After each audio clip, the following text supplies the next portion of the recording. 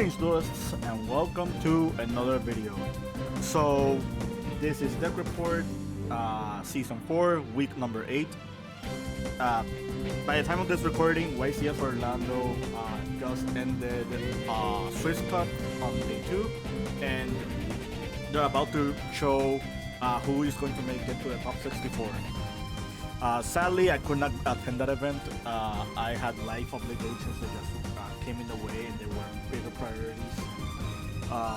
But if I were to have gone to that event, this would have been my list. Shout out to all my fellow Puerto Rican players that went to that event. I know that there was one future match with one of them,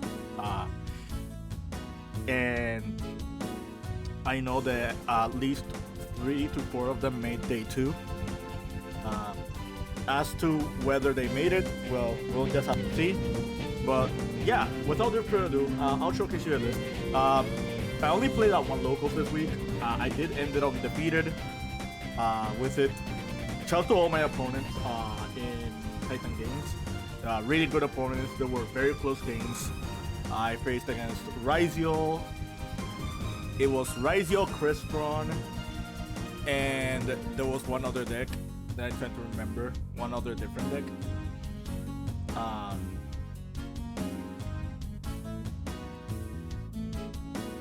It was Purely. It was against Purely.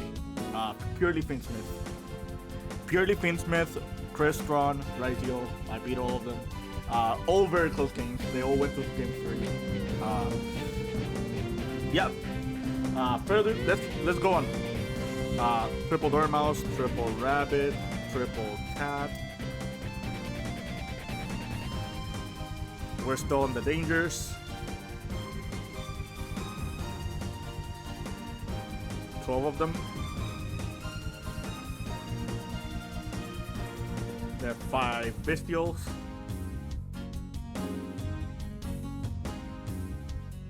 And 3 Shifters. 29 monsters. Triple Underground. Double Allure. Double Enemy Controller. Double Talent. Gold Shark. Triple Impulse. 11, 06, and 07. Main deck is 45 cards, same as last time. There are a few changes.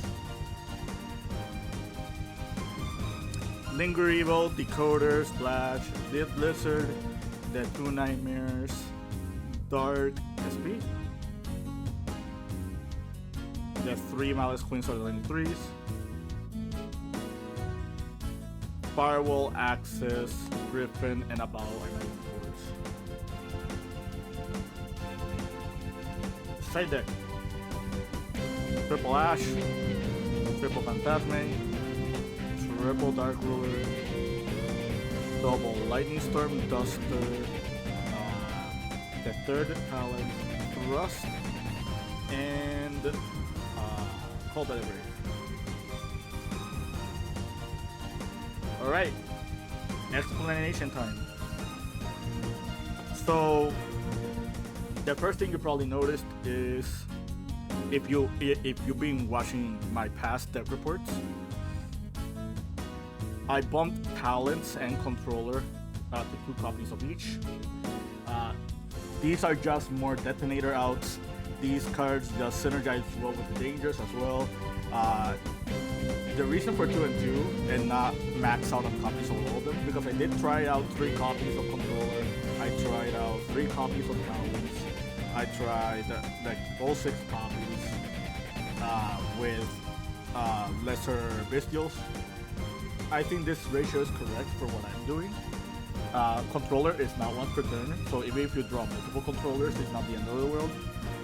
And I've been drawing Talents at multiples a lot because when it was at 3, so just lowering it to 2 copies makes it so you get to see it sometimes, but not all the time.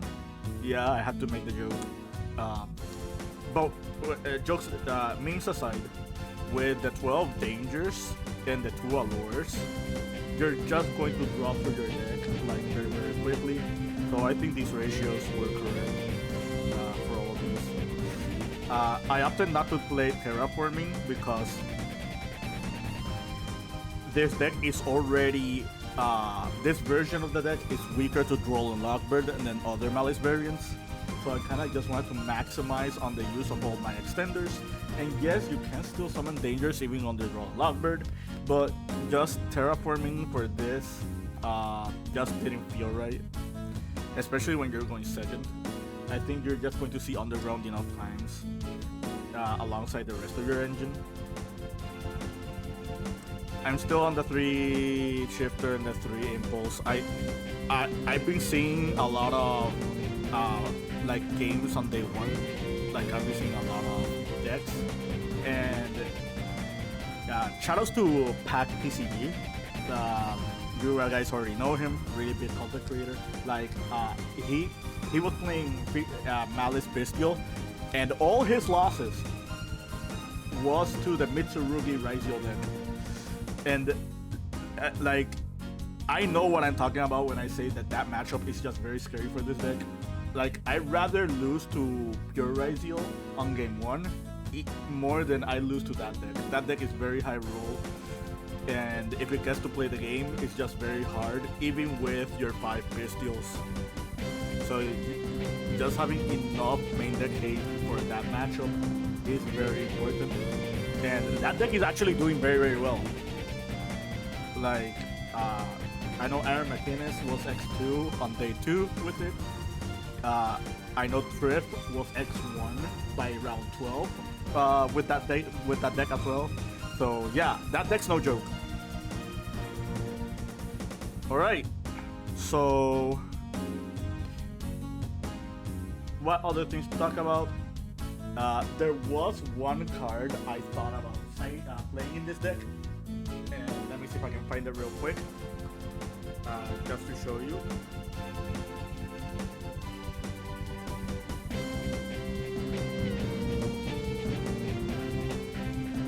There are 2 cards.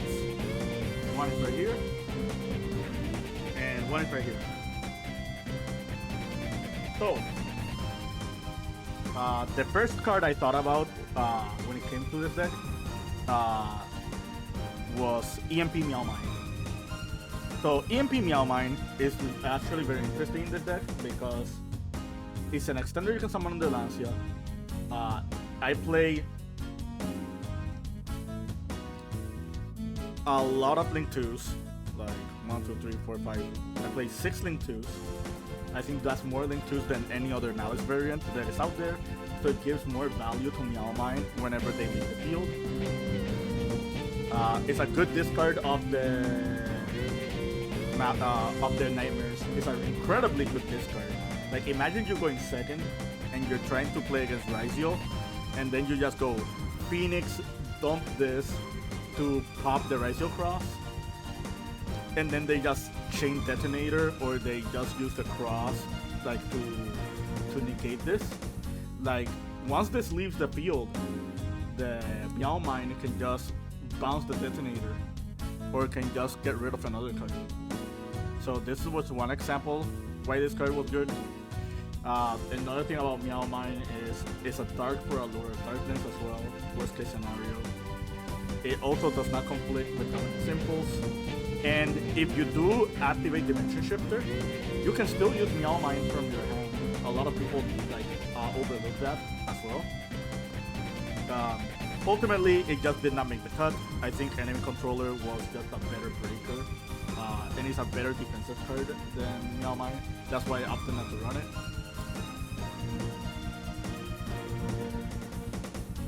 Another card I thought about, and this is another hidden tech that I know a lot of people have not thought about when it comes to Maliss, is Gachiri added Mystery. So the cool thing about Gachiri's added Mystery is it's another extender you can summon on the Lancia. It gives vulnerability to whatever Maliss, to whatever monster if this is a field graveyard, and it does not have to be a Cyber's monster. What you target with this. So for example, let's say you end on the Abao Griffin lock, or you just summon Griffin. Instead of making Abao, you can use the Gachiri target your Griffin and make your Griffin just unaffected by card effects. So they just have no real ways to out this. And a Griffin that cannot like be affected by cards is just way too strong against any matchup, even the Maliss mirror match. So the main issue that I have with this card is, one, it does conflict with Dimension Shifter, and the other thing is it conflicts with Dominant Symbols. If it was not for those two criteria, I would have played this card. I think post Alliance Insight, this card can be looked on, thought about more often, especially since the Administer engine is going to be played in Maliss, most likely. But that's another card that I thought about. Another thing I thought about when it comes to this deck was main decking Dark Ruler no more. By main decking Dark Ruler, you just cut out the middleman. You just forget about Detonator alongside segments. You just forget about like your opposing Maliss and boards. You just forget about this beats the About Griffin SP line that I've been talking about and preaching about. The problem with this is it's not a good defensive card if you go first, and while Talents and Controller are just a lot better when you go first, especially since we're in a hand trap heavy format. These cards help you dodge cards as well, and they play better into your opponent's interactions than you would if you're playing Dark Ruler. That's why Dark Ruler is in my side deck. Last week I talked about how I did not like Coldbite in the deck and how Coldbite was not playable. I just moved it to the side deck. The reason it's not out of my deck entirely is because it is an out to Artifact Lancia. And you have to respect Lancia this format. That card is just very powerful against our deck. But yeah, that's it for this one. I did have people ask me, what's the point of Lightning Storm if you play Phantasme and you play the Bestials and you play along a lot of dangers to just draw into the loop? People often forget Haggard Lizardos can empty your board, so you can just link away all your monsters into Lizardos, banish the Lizardos, draw a card, and you now empty your field in order to do the Lightning Storms. So that's one interaction that I felt like it had to be mentioned. Like, Lightning Storm is just very good in this format.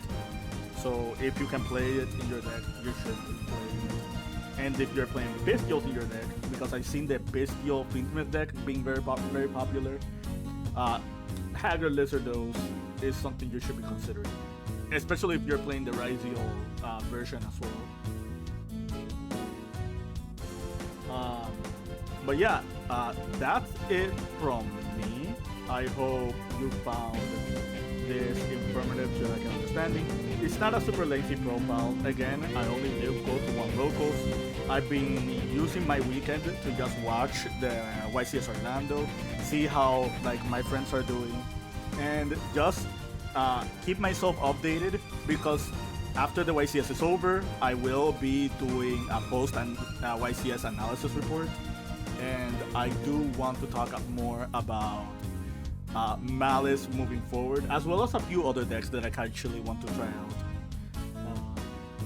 Like, one example that I can give you is I have the entire Crystron core already, so that's one deck I want to play. Mitsurugi is another deck I want to try out as well. But yeah, overall, very fun format. Until next time, keep practicing and keep dueling.